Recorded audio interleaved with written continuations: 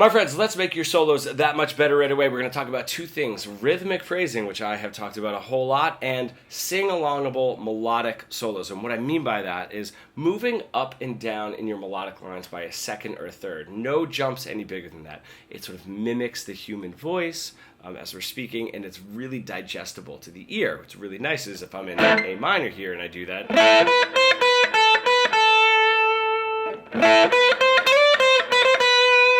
these lines are very sing-alongable. They're slow enough. I'm not doing sweep picking. I'm not doing anything crazy.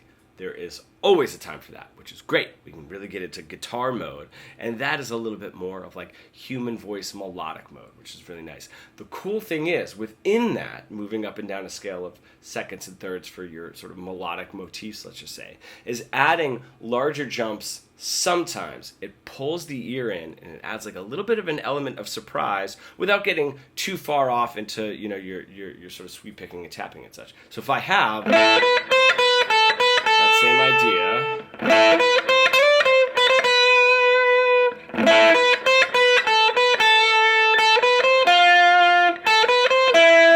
right, those larger jumps just sort of pull you in a little bit more. Now, if we do it too much, it's going to sound a little bit random. Right? Little too random. But they're really nice to throw in for that sort of melodic part, right? Before you get into the tapping and the sweep picking and such. If we're doing that and we're combining it with interesting rhythmic phrases, so getting out of 1 and 2 and 3 and 4 and 1, 2, 3 and 4 and right? Just that kind of stuff. We can develop a huge, robust vocabulary of really, really great guitar lines.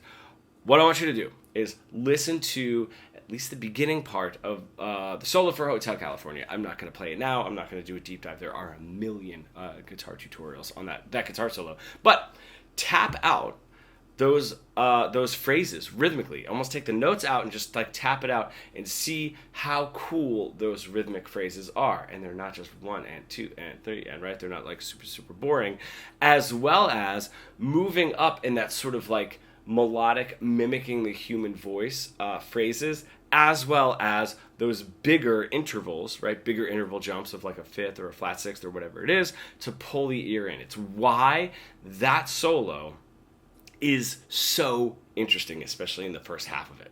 And if you are an intermediate guitar player, sort of stuck in that boring, stale, robotic guitar solo plateau that we all get into, and you really want to bridge the gap between your creative ideas and what you're able to play, becoming fully fretboard fluent, comment pro below and we can get started.